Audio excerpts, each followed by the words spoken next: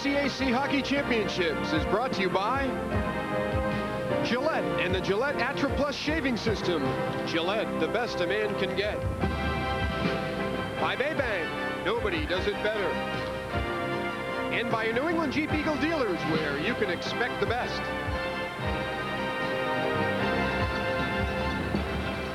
The member hockey teams of the Eastern Collegiate Athletic Conference start skating in October, working towards one goal, and that is the finals of the ECACs. And that moment is at hand for two very talented hockey teams, St. Lawrence and Vermont. Hello again, everybody. Bob Newmeyer along with Joe Britannia, and we've got a jam-packed Boston Garden with a number of Vermont fans trying to make some magic here again tonight as they did last night. What do you look for in tonight's final? Well, if we can have half the game we had last night when Vermont and Harvard met, we're going to have a great game. We've got two good skating teams. They're playing their best hockey of the season. Vermont's come on the last couple of weekends. Coach Joe Marsh of St. Lawrence felt that he may have played their best game last night. He hopes tonight will be even better.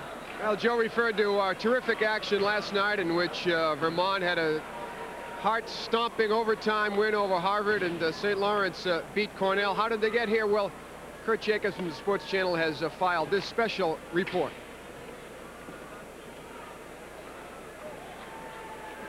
It was expected that last night's first game between St. Lawrence and Cornell would be a tight checking affair, where each goal would be a precious commodity.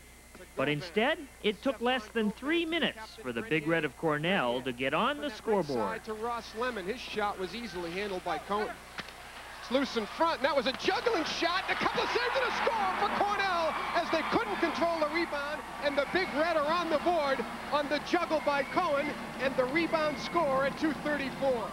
The potent St. Lawrence attack tied the game on the power play, with Joe Day getting his first of 3 goals on the evening. Day holds it in. LaPerriere now at the right point. A shot, tip, score! A power play goal for St. Lawrence. Ties the hockey game 1-1. Joe Day tipped it home from Danny LaPerriere, and we're even at 1. Then, later in the first period, the Saints took a lead they would never give up. Murray. Hurlbert. Murray. Bad angle. That was smothered. Hurlbert. That's tip, score! I think it was Mann who got that goal in a deflection, and again, that play in front of D'Alessio and that deflection, and the goaltender's helpless. In the second period, the defending ECAC champions from St. Lawrence took control of the game, scoring once on the power play and once shorthanded. He couldn't clear it. Danny LaPerriere for Day to Hurlbert. Hurlbert's got that big shot to Murray. Murray across, score! Joe Day on a beautiful setup by Doug Murray. Power play goal, and St. Lawrence has a 2-goal lead. Stuart Smith sends Casey Jones flying over the line. He's got Grenier with him. And it was broken up, and here's a partial break for Consorti if he can get there, but Cornell racing back in the person of Benini. Consorti fell. The trailer is Murray to Consorti. Cutting in, scores!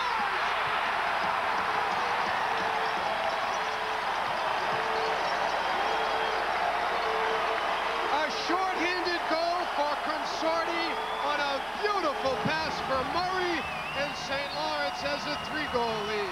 In period number 3, Joe Day picked up the hat trick, and Doug Murray notched his 4th assist of the night. Here's Pritchard out. He's got trailers. 3-on-1 for St. Lawrence. Pritchard with Murray to Murray across. Score! Joe Day's got the hat trick for St. Lawrence, set up by Murray once again. And St. Lawrence has blown the lid off this baby. 5-1. Chris Consorti completed the scoring with his 2nd goal of the night. 6-1 was the final, and St. Lawrence advanced to tonight's championship game. I think that was the best we played this year. I thought the intensity level was great, and you know, you got to give credit to the kids. They've been here before, and I think that really helped us. I told them before, look, you got to call in some of that experience and bring it to the foreground, and they did a great job with that. I thought our special teams were particularly strong, and you know, you never know in a small building. We're used to a much bigger ice surface, but we had it clicking pretty good in the power play, and it really helped. Game 2 featured freewheeling Vermont against the tournament's #1 seed Harvard. Despite a quick pace, defense kept the scoring under control in period number 1. The teams managed a combined 8 shots on goal. Fortunately for Harvard, one of them went in. Prayer trying to crowbar it out of there, and does it to Weisbrod, the Shabaglia with Weisbrod. Weisbrod dangerous, scores!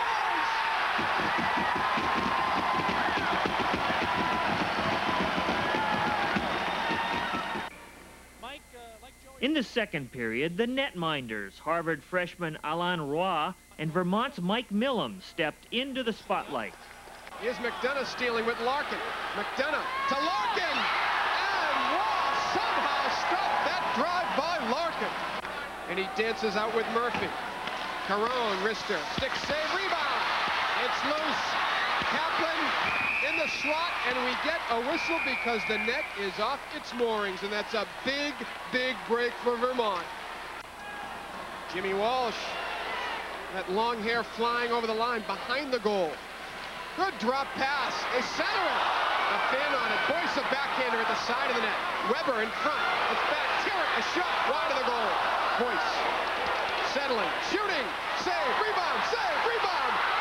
And Waugh held them out again for Harvard. Spectacular goalkeeping of Alain Waugh. And the Cats are frustrated. The game went into the third period, still 1-0. And halfway through that period, Vermont had its best chance to tie the game. With Harvard's Josh Kaplan and Lane McDonald both in the penalty box, Vermont had a 5-on-3 advantage for 1 minute and 12 seconds. But the Catamounts could do nothing with it. Harvard soon went on its own power play and scored what appeared to be an insurance goal with 9 minutes to go.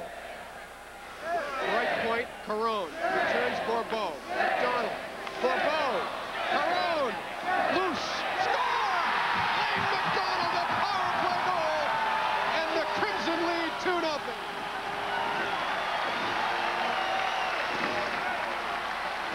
Despite the fact that they had not yet scored, Vermont kept skating, and their effort paid off. In the final minutes, the Catamounts climbed back into it, scoring twice, both unassisted. Kaplan a backhand flip, that's snuffed out by Schulman. I got through. One-man rush here and a slap. He scores! Schulman with the blast from inside the blue line. And the surprise goal has Vermont right back in it. Vucinic. Murphy trying to center it. It's in the side of the net. It's back to Snedden. That shot was blocked, and here's Vermont dancing out with LeBrew. 3-on-1 with Larkin. Here's LeBrew. Scores!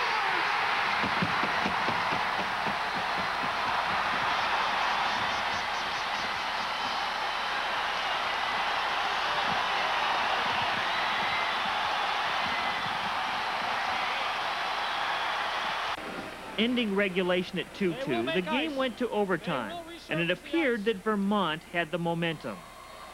The overtime lasted 4 minutes and 38 seconds. Vermont's David Brown was the man who ended it.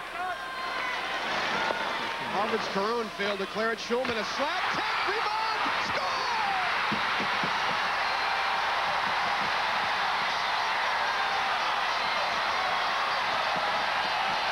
Hard work indeed did it. Vermont is in its first ECAC championship game ever.